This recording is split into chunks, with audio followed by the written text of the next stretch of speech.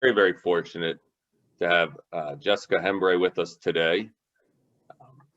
We can't take all the credit for this. In fact, I can take very little credit for this.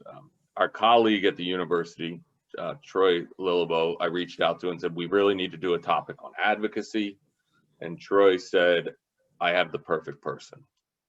And Jessica, prior to going out on her own and launching Platform Civic Strategies, was with Health Forward, with formerly the Greater Kansas City Healthcare Foundation. So we really have a subject matter expert in this space. She works with nonprofit organizations and community organizations to do effective advocacy. And I won't go any further. I'll just turn it over to you, Jessica, and thank you very much for being with us today. Sure. Thank you so much, Scott. Good morning, everyone. My name is Jessica Hembree. I'm excited to be with you today virtually. If you came on earlier, I was lamenting that one of my absolute most favorite things about presenting is actually physically being in a room with people and walking around and making things incredibly interactive. So we will make do with the Zoom we are still all crushing along with. But I would invite and prepare you all that I might be a little more chat box breakout room heavy than you're used to, because I want to give you as much of that experience as I can, even though we're virtual. I'd also just feel free to drop questions for me in the chat. I know questions may come up as I'm speaking, and if you want to, feel free to use the chat as we go, and I'll try to tackle those at the end, rather than me having to keep a steady eye on the chat while we're talking. So, as Scott said, I consider myself an expert not in any particular topic, but I consider myself an expert in the sort of nuts and bolts and how-tos and strategies of nonprofits that are engaging in public policy advocacy and systems type advocacy. I feel like I arrived at this interest after quite a while of working in like really direct nonprofit work, as so many of you probably do, and feeling like there was just a steady stream of individuals with the same sets of needs that were being created in many cases by underlying systems and policies. And rather than continually trying to tackle one individual set of needs at a time, I was really interested in figuring out how to think about sort of the system underlying all of these issues and how we could do something more like wholesale change. And that's what got me so interested in public policy. I have my master's degree in public affairs, and I've been really lucky to be involved in a number of ballot initiatives and lobbying efforts at the city and state and federal level. And I feel like it's given me a lot of information. I will tell you from doing these workshops with a lot of nonprofits, one of the most common things that I think people feel when they broach the idea of getting engaged in policy advocacy is that it's all very intimidating. I think there's a sense that there's sort of a right way to do it and a wrong way to do it, and you have to be able to speak the lingo, and you need to have a professional paid lobbyist. And I think we have a tendency to make it actually more difficult than it needs to be. So part of what I hope that this workshop can do, this presentation can do, is take some of that sort of enigma and difficulty out of it. And really, at the end of the day, I'm a pretty firm believer that all of our elected officials are in office to represent us as constituents, us as leaders in our community, and they're also in office to represent your clients. And sometimes I think nonprofits have an incredibly important role that they can and should be playing of elevating the voices and needs of their clients who aren't necessarily going to be the most civically engaged or have the highest voter propensity ratings, but their voices and their issues still matter just the same. So that's kind of where I'm coming from. I will tell you, a lot of the lessons I'm sharing here are lessons I've learned the hard way. Some of these are things that mistakes I myself have made many times and really learned to stop making them. So I'm excited to just share with you all how you can get more engaged in policy advocacy. And so the first thing I always invite nonprofits to do is to really take a couple of steps back from thinking about engaging in policy with policymakers and ask yourself, take a moment. I'm really going to invite you to actually do this. Take a moment and really think about your organization's mission statement. And then ask yourself if you can really truly achieve that mission statement without public policies and government having something to do with that mission. Maybe it's an issue where government can get in the way. Maybe it's an issue where you're a nonprofit that's actually stepping in and doing something that some people might think government should in and of itself be doing. But chances are your mission is very much wrapped up in what our elected leaders are doing all over. So take a little bit of time, do that thought exercise. I might invite Scott if we could break out into some small breakout rooms and people could just briefly share, if you share your name, your organization, and your mission statement, and the ways that government either supports or hinders your ability to achieve that mission statement. And we'll only do that for maybe 5 minutes and then pop back together. I hope that was helpful for everyone to just reflect a little bit and hear not just about from their own organization's perspective, but from others, how policy and systems and government is impacting their ability to do their work. I will tell you one thing I heard in my breakout room that I think is notable, and you probably heard in yours, is that for some organizations, government and policymakers are their source of funding. So for some groups, their engagement in policy and advocacy is as much about sort of self-preservation and the lifeblood of their entity and funding streams and all of that. And for some, they have a sort of broader perspective around changing, systems for the clients that they serve. Both things matter, but they do kind of necessitate different types of advocacy strategies here and there. So moving on, we've kind of established why nonprofits can and should be involved in policy advocacy. But now I want to take some time to really talk about how you actually do it. And there's three, this is very simple. I've made this as much of a simple 3-step process as possible. There's 3 real ingredients you need anytime you're approaching lawmakers. You need to be able to explain what you actually want. And we'll talk about these all in greater detail. You need to actually be able to explain why it matters. Not just why it matters to you, but why it should matter to the policymaker you're contacting. And then finally, you have to actually tell them about it. We'll talk about this in greater detail. You have to actually have the conversation with the policymaker. Now, before we move into these, the other thing I want to establish, because I get this question often, is about what the legal parameters are for nonprofits that want to engage in policy advocacy. And I am not a lawyer. I don't even play one on TV, but I have been around a lot of lawyers and received a lot of advice from them about what the parameters are for advocacy by nonprofit organizations. So I will just share briefly that there is generally a lot more latitude in this space than most of us perceive. So nonprofit organizations can lobby. There are certain regulations by the IRS about how much lobbying nonprofit organizations can do. There's different ways you can calculate all of that. There's also some regulations typically at the state level about if you're doing certain activities, what kinds of registrations you have to have with your state ethics commissions and election offices. So those are all things to be aware of. But generally, I think there is a lot more room here than nonprofits might think. I would highly, highly, highly recommend that the website boulderadvocacy.org. And I can pop that in the chat if it's helpful, but it is an absolute treasure trove of legal resources for nonprofit organizations. They even have a fully staffed phone line that is staffed by lawyers whose specific expertise is this arena of nonprofit engagement and advocacy. So all that to say, you should do your homework. If you have legal people, you should talk to your legal people, but there is probably a lot more room to maneuver here than what you might think. So now that we've established that this matters and that it's actually legal and you won't go to jail for it, let's dive in on how we actually approach a policymaker.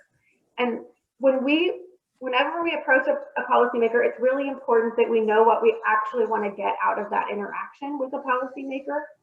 And this seems obvious, but you would be amazed how often we don't do this. We need to have an actual goal going into our conversation with a policymaker.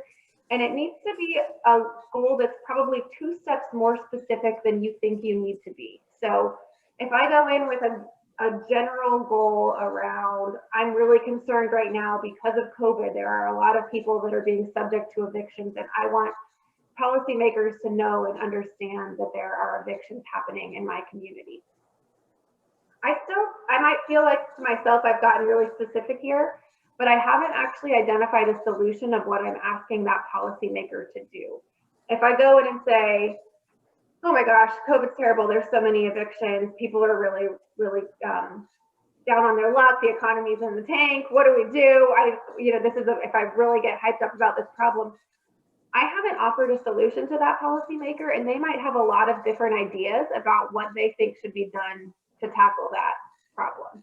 They might say, oh, you're right, we need another stimulus round, we should be advocating for that, or oh, you're right, we should do a moratorium on evictions, or oh, you're right, we should probably stop all of these COVID-related lockdowns to make sure that everyone could get back to work. Like, there's lots of different solutions to that one problem. So you need to come with a really clear goal in mind of what you want to see a policymaker do based on the problem that you're seeing in your community or in your client. The second thing is you need to know what you want the policy. You need to have an ask. You need to have a really specific ask that's tailored to that policymaker. And depending on who they are, you should probably do a little bit of homework before you go into that interaction and know where they're likely to fall on your issue. But you want to have a couple of asks based on how they respond to your conversation. So you might just want them to vote yes on something. You might want them to be a sponsor for your piece of legislation. You might want them to start having some preliminary conversations with their peers on the city council, engaging where they are on your issue. You might say, hey, I know you're not going to be with us on this, but I want you to just be quiet. Can you just be neutral? Or can you please not rally opposition? You need to have a really clear ask, and you need to have something that you're asking them to do and not something that you're asking them to think or feel. So frequently when we go into interactions with lawmakers, we want to be heard, of course, and we want to feel like we've convinced them that our issue matters, or that our idea matters, or that our clients matter. But you have no way of knowing that unless you're also asking them to do something. You need to ask them to actually have an action that they are going to do based on your meeting with them. So these are the two most important pieces of being able to clarify what you want. Is you need to have a goal, again, a very specific policy goal in mind that you actually want them to do, a solution that you have identified. And you also need to have this ask. You need to be able to have a way to know whether they have done what you've asked them to do. I have a couple examples here just to give you a sense, and some of these will likely look familiar. So I pulled some actual language from other advocacy organizations. And I give this first one a very technical rating of meh, like I don't love it. This could very easily happen. We might go in and meet with a policymaker and say, hi, my name is Jessica, I'm here with such and such, and I'm here advocating to make housing more affordable.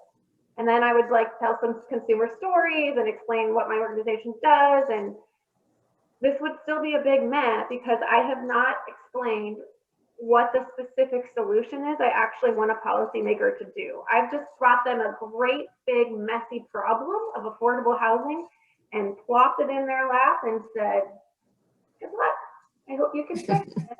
We have to do a couple steps past that and actually identify what we want them to do. So this I am calling better. If I went in and said, we want the city of Kansas City, city of Plainsville, wherever, to adopt a net gain requirement for new development. This is a housing policy that actually specifies that anytime new development happens, it has to actually increase the supply of housing in a community rather than decrease it. So if you're getting rid of a bunch of apartments to put in retail, that does not satisfy a net gain requirement. So I've now gotten much more specific about what the goal is. I've said affordable housing is an issue in our community, and I want us to adopt a net gain requirement. This is so much different and better for a policymaker because they are not just being plunked with like, housing's unaffordable, fix it. they're actually being given a specific policy that we have worked to identify as something that could actually solve this problem or help solve this problem. So it's better but not best, because we want these two things. We want the goal, this has our goal, but it doesn't have the actual ask. So this is the best. If I went in and said, we want the city of Plainsville to adopt a net gain requirement, will you please sponsor this ordinance? I have now achieved my sort of two goals with having an ask and a goal. The difference between these better and best, it's subtle, but it's important, because I could go into a policymaker and jib jab on and on about housing and net gain requirement and get really specific about my policy. And if I've not actually asked that policymaker to commit to doing something with what I've brought them, I haven't really closed that loop. I've just gone and I've talked to them, and I haven't actually specifically asked them to act. This is sort of like sealing the deal when you're in sales. You really have to actually make this particular ask of policymakers. I will tell you, I think many policymakers, when people approach them, are just sitting there and thinking, I'm going to listen. And if they can get through a whole meeting and nobody asks them to actually do anything, that's a great meeting from their perspective. They've gotten to sit, they've gotten to listen, they've gotten to smile, and nobody actually asked them to do anything. So you really do have to make this specific, clear, direct ask of a policymaker. All right, so we've established we have to clarify what we want. We have to put this out there. And then the second thing is we have to really make a case for why it actually matters. Now, there is a very famous saying that all politics are local. And that applies just as much, if not more, when we're nonprofits that are advocating. We need to get as local as possible when we're approaching policymakers. And there's two pieces of this. We are trying to use data to demonstrate why our issue matters. And again, the more local the data is, the better. The other thing I'd say on data is a little can go a really long way. So if I'm a sitting policymaker, what I don't want or need is someone to bring me pages and pages and pages of data and statistics to support their point of view. You need 2, maybe 3 pieces of data that are highly, highly localized, and that's going to matter. The other thing I'd say on data that a lot of nonprofits, I think, don't always take into account is that you are the keepers of a lot of data yourselves. When we hear the word data, I think we think of national data or survey data or public health data, but we don't often realize that we are the keepers of our own data. So if one of the people in my breakout room works in a county developmental disabilities organization, if I'm able to just go and look back and say, oh my gosh, demand for our services has increased 4-fold over the last 3 years. We used to never have a wait list, and now we have 200 people on our wait list. That in and of itself is data that I can take to a policymaker and make a case for why they need to find more funding for my organization. So look at the data that you have within your own 4 walls, because the more local the data is, the more it matters to policymakers.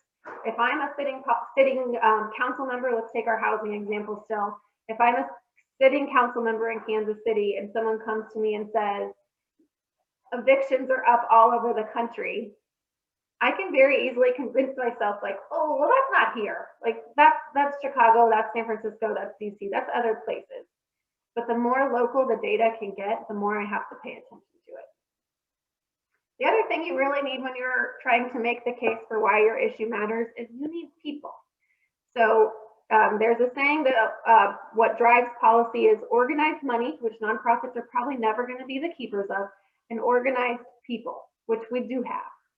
So really finding a way to demonstrate to policymakers that this isn't just one individual's issue or one individual's passion or one organization's issue or passion, that there are many, many people who want to see whatever change you're advocating for happen. That matters. So if you're able to come into an interaction with a policymaker and not just say, hi, my name is Jessica and I think this is important, but hi, my name is Jessica and I think this is important. And here's a list of 25 organizations that have come together around this issue. Or here's a list of 200 physicians in our community who have endorsed this issue. the more that you can demonstrate that there is an entire group of people who are watching this particular issue, whatever you're advocating for, the more it matters to policymakers. So you can do that through coalition building, you can do that through endorsers, you can do that through public opinion data, you can do that through individual stories. And again, the more local, the better. But the key thing is you have to be able to demonstrate that more than just you cares about this. There really is strength in numbers. And if I'm a policymaker and someone comes in and they're just one person with one idea, I will listen, people will listen. But if someone comes in and they're clearly representing 200, 300, 400 people in the community, you will be heard and listened to differently. You will have more power in that conversation because you represent more people and more organizations. So I have, again, a little example here when we're thinking about why our issues matter. Again, we're using this housing example. This is a big fat meh. Like, it just doesn't do a whole lot for me. If you come and tell me as a policymaker that in 2016, nearly half of US renters were cost burdened. This does not, none of this is local. So the places this is missing the mark, this is not local data. There is nothing here to demonstrate to me that there are people in my community who are being impacted. There is nothing here to demonstrate to me that there are people in my community who really, really care about this. We can make it better.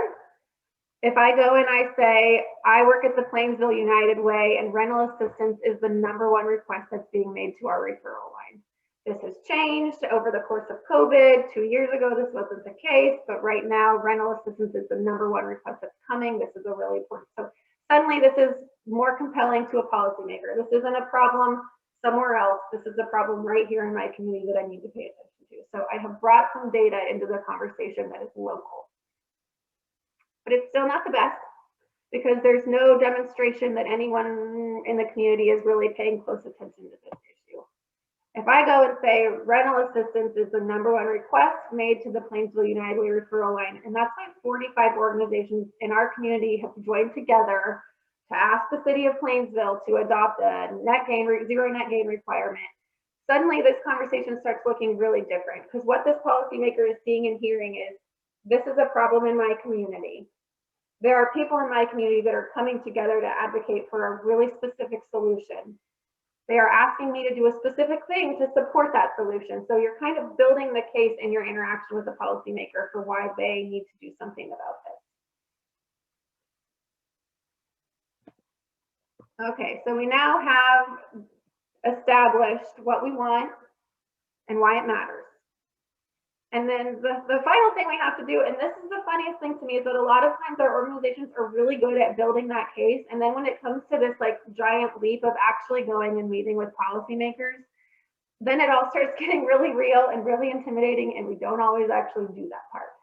So you actually have to go and talk to the policymakers about your issues that you care about. And your interaction with them should get across these 2 points of what you actually want and why it actually matters. I am very hardcore about the fact that you should be able to communicate all of this within a single page, and you should be able to communicate all of this within 5 minutes. This is just the reality of how interactions with lawmakers are going to go, particularly if you're in Jeff City or Topeka or a state capital and trying to get time with a state legislator. I cannot tell you guys how many times I have worked really hard to have scheduled 30-minute blocks of time with a policymaker, only to get there and find out some vote has been called, and I have 5 minutes to talk to them while they are walking to the floor to take that vote. That is I remember the first 2 times it happened, I felt so personally offended. It was like, I scheduled it, I confirmed it, I drove 3 hours to be here, all to have a 5-minute stretch of time while running down the hallway with this lawmaker. But that is incredibly common. So rather than be surprised by it, I want you all to be prepared for it, which means you are able to make your case with a page, and you are able to make your case within 5 minutes. The other thing I'd say on that is you can get more time with policymakers. I think we have a tendency to kind of ignore policy making outside of their like regular sessions. I'm talking here more about state level politics, but you know, every January we get riled back up about what's the legislature going to do and let's go meet with our lawmakers. Those people exist in July, they exist in August, they exist in November.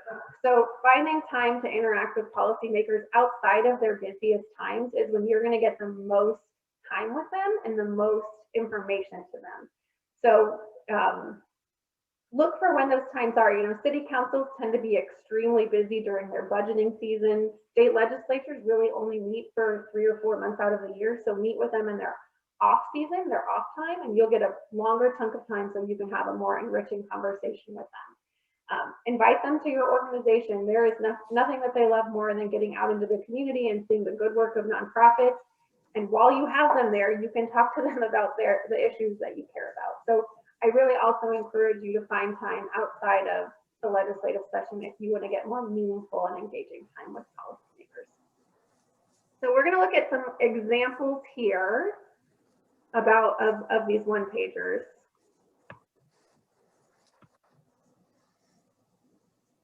So these are actual things that people have taken to policymakers. The first one on the left here is a big mess. I have actually been part of lobbying teams where we brought journal articles to policymakers. There's always like some people on the team that are just like, it's so compelling. And remember that what's compelling to you is not going to necessarily be compelling to a lawmaker. They are working with issues all around. I mean, I always tell people that the 2 sessions ago, the Missouri legislature, their first 3 bills that they passed, one was this like giant omnibus budget bill that was pretty much dictating all of the state government expenses. So it was huge. The second was about catfishing in a certain river in like southeast Missouri. And the third was about cosmetics licensure for people who do hair braiding. So they are working on issues, so many issues across so many issue areas. And you are the expert on your issue, but if you have any expectation that a policymaker is going to read a journal article that you bring, I mean, it's just not going to happen. There's no scenario where that happens. Sometimes people will say, but what if I reference a journal article and then they ask for a copy of it? Wouldn't it be better if I just gave them the copy up front? Like if they ask for a journal article, first off, they're 1 in a million for elected officials. Secondly, they've just given you an excuse to follow up with them. So I think it's just fine to bring a single one-pager, and if they ask for additional information that's not on it, that's wonderful. That gives you an excuse to keep having a conversation with them. So tell me about it, put it on a page. The page should cover what you want and why it matters. Journal article doesn't do that in any stretch. Meh, big meh. Better, we're getting a little bit better here because it's actually, this next one is about housing in Seattle. It's definitely very nicely designed, but does it actually tell me what they want and why it matters? It's starting to tell me why it matters. There's a lot of very hyper-local data about housing in Seattle. I think that's a wonderful thing. I have no sense from looking at this document how many people or organizations have come together to support this issue. I have no idea what solution they have in mind. They've really talked about healthy housing and barriers to healthy housing, but I don't know from this infographic what solution, policy solution they actually want to see enacted. So it might look snazzy, but it doesn't actually accomplish those 2 things of what they actually want and why it matters. This third one is actually my favorite. I labeled it best. It doesn't look as snazzy as some of the others, but it is very, very clear if you look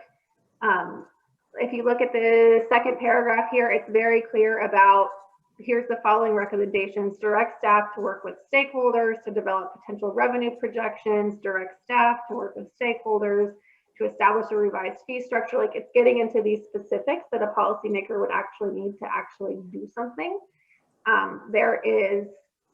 It's clear to me from looking at this one pager that there's multiple organizations that are coming together in support of the same thing. The second half of this one pager actually goes into some really local data about housing in this community. So This is to me the best one. This is one page, and it again does those two things of explaining what an organization wants and why it actually matters. So with that, I do invite you all to just sort of circle back. Remember the exercise we did at the beginning here about what it will actually take to change, to achieve your mission, and the extent to which government can get in the way or can help make that happen, and really lean in on this policy work. I think there's a couple questions. I'm happy to take other questions. Jessica, there was one question about, does it matter who brings this information to the policymaker? Is there some thought behind that? Like who should be that messenger? Yeah, that's a really good question. And I have a couple of thoughts on it.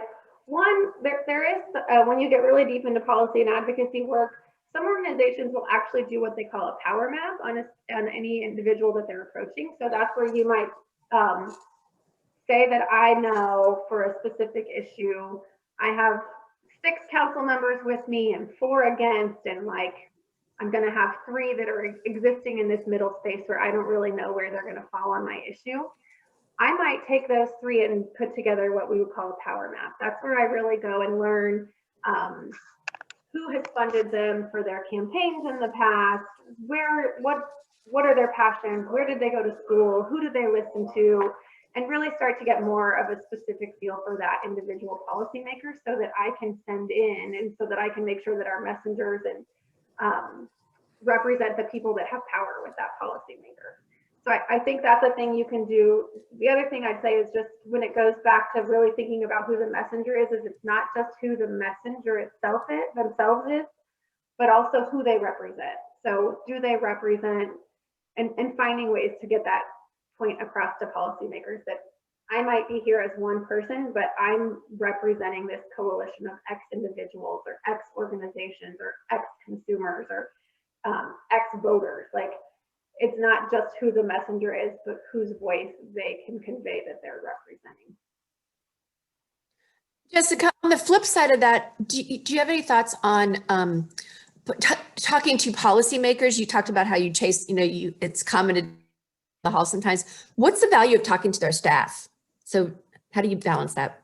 Yeah, I think it's going to depend a lot on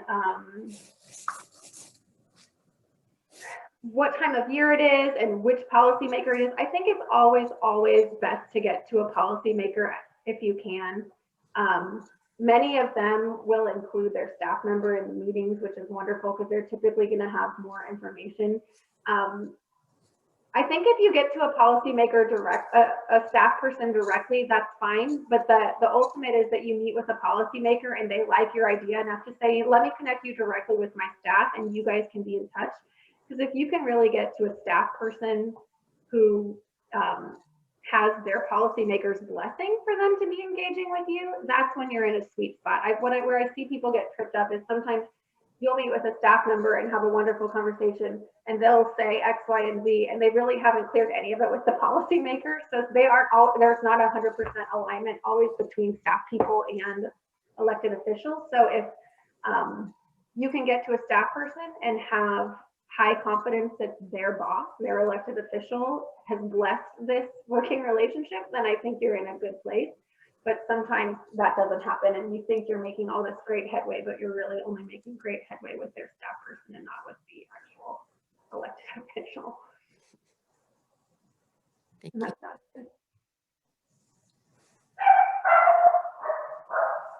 Good question. Are there others?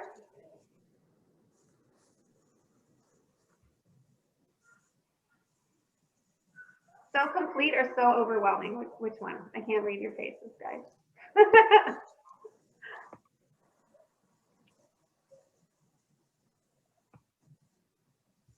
Here we go. There's another one. When do we need to register as a lobbyist? Yeah, this is a good question. So it depends a little bit on what state you're in. In the state of Missouri, the Missouri Ethics Commission, there's like 3 different kinds of lobbyists. You can register as like an executive lobbyist, which is your lobbying the administrative and executive branch. You can be a legislative lobbyist, city council lobbyist. Different lawyers give different advice. So again, I am not a lawyer, but I think very typically if a main piece of your job is lobbying, then you would need to be registered as a lobbyist. If your main job is being an executive director in OPS, sometimes you talk to policymakers, then you're probably not a lobbyist. It tends to be about sort of the totality of what you do, how much of that is lobbying. And I will clarify here too, and this is some of the information that Boulder Advocacy is so good at getting out there. I think we think of lobbying as being anytime you're talking to a policymaker, and it's not. Lobbying is very specifically defined by the IRS as anytime you're speaking to somebody who has the power to make a decision about something, and you're conveying a point of view on a specific piece of legislation. So going back to all of our previous examples, if I just generally say a net gain requirement ordinance would be a great idea for Kansas City, and I say that, I don't know, on this webinar, I'm not lobbying because none of you are, I don't think any of you are sitting city council members in Kansas City. If I go and say the same thing to a city council member, just generally, I'm talking to a city council member and I say a net gain requirement would be great, I still haven't technically lobbied because there's not active legislation around that topic. If there is, and then I go and I say, hi, Councilman so-and-so, we really want you to support ordinance 900397, which is a net gain requirement. I've most definitely lobbied then, but there are a lot of these things you can do that are not lobbying. And again, lobbying is totally allowed. The IRS allows nonprofits to lobby. I see some more questions up here. Yep, okay. Oh, Troy posted the MEC stuff. Thank you, Troy. Jessica, is it okay if I come off mute and ask my question? I mean, I'm Yes. off mute, but it was kind of lengthy and I figured if I typed it, it probably would need more clarification. So as a person of color and as a person of color that wants to see more people that look like me involved in the policy making process, I guess my biggest hesitation or my biggest, I don't know, frustration is the lengthiness and the process in which it takes to engage policymakers. And while working in the nonprofit, you know, we have these really great events that raise dollars for the causes and the things that we do. However, a lot of the change that is needed is systemic.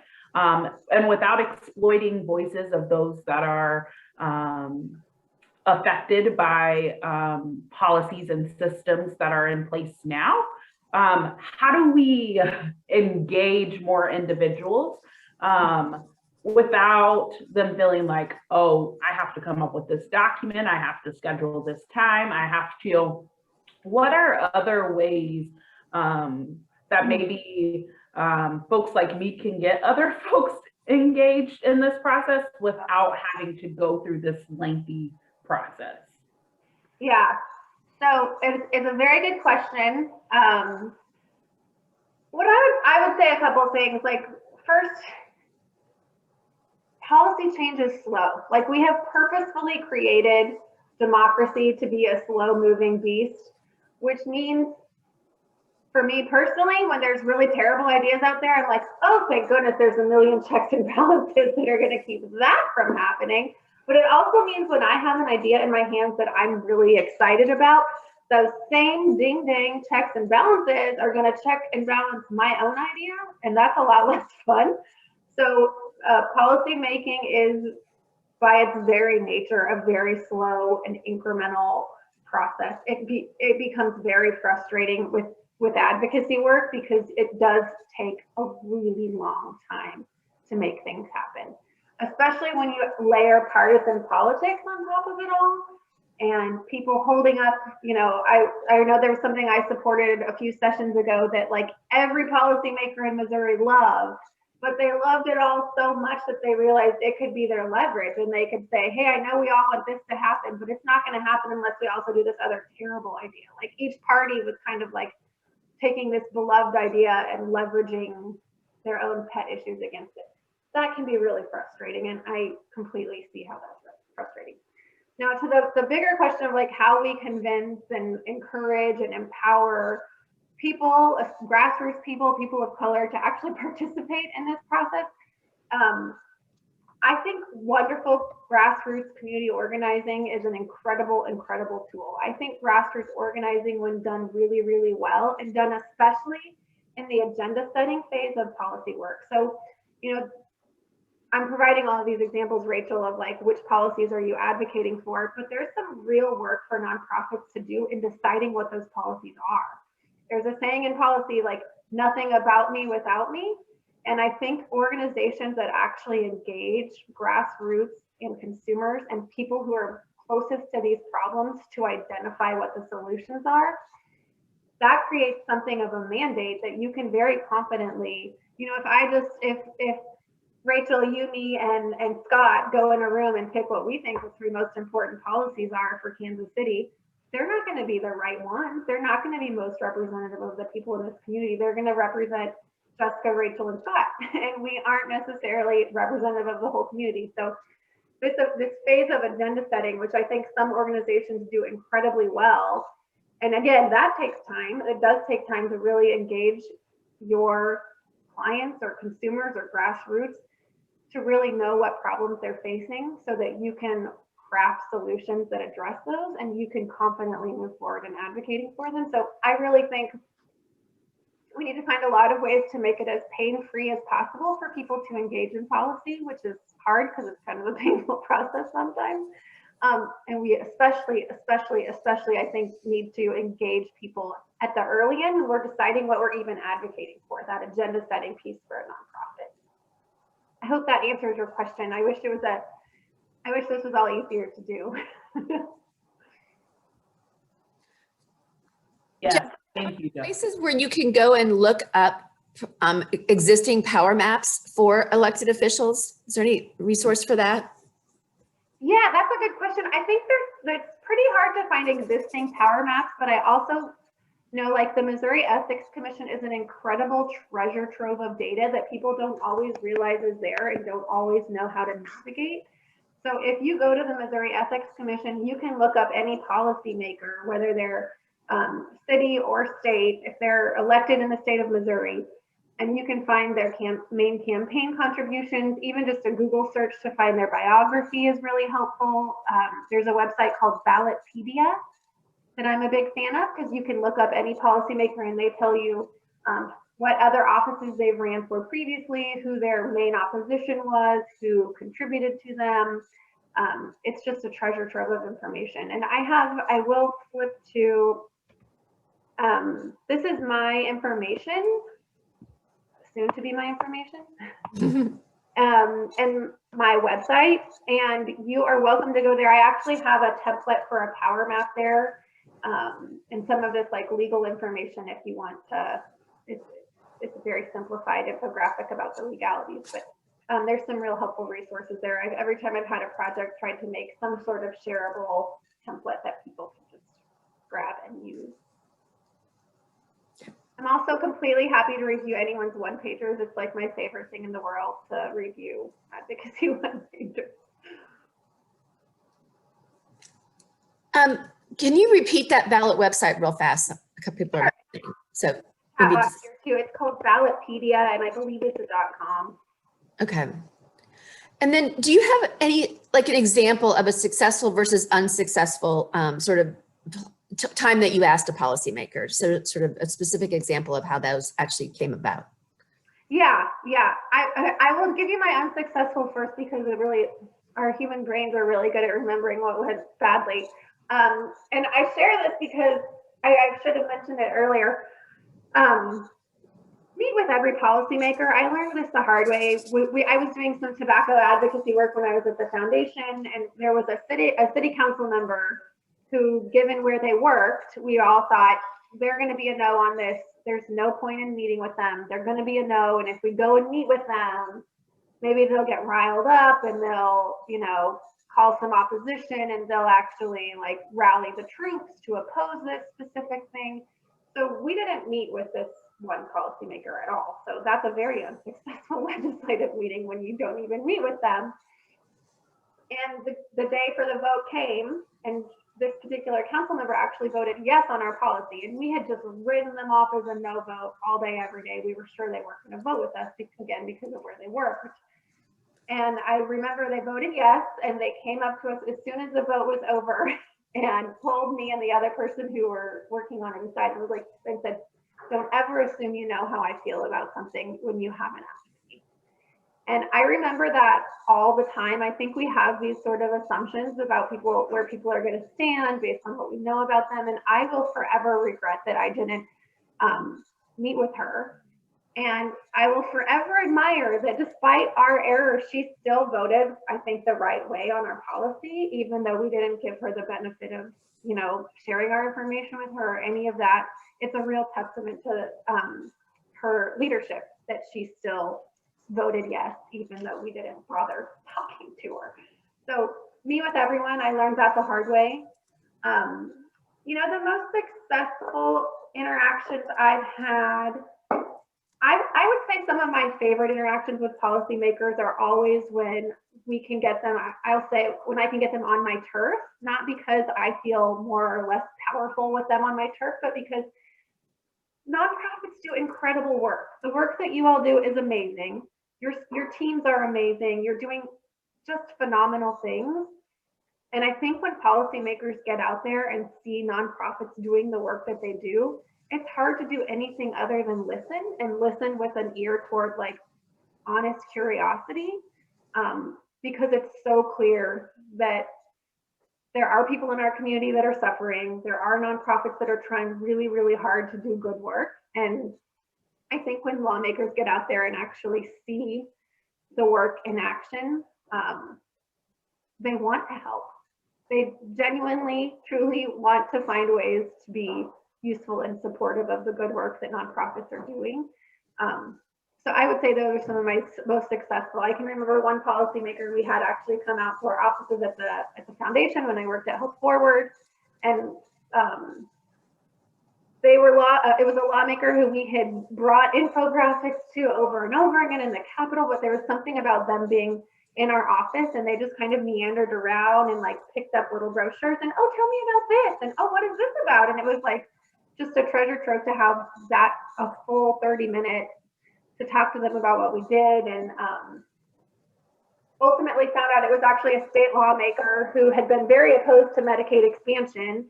And when he saw the list of organizations that we supported, he realized he was on the board of one. And he was like, oh, you guys give money to so-and-so? And I was like, we do. They'd be really, if Medicaid were expanded, it would help them quite a bit. And it was like he hadn't quite put two and two together that like, I'm on the board of this safety net clinic and I oppose Medicaid expansion politically, but also I love what this safety net clinic does.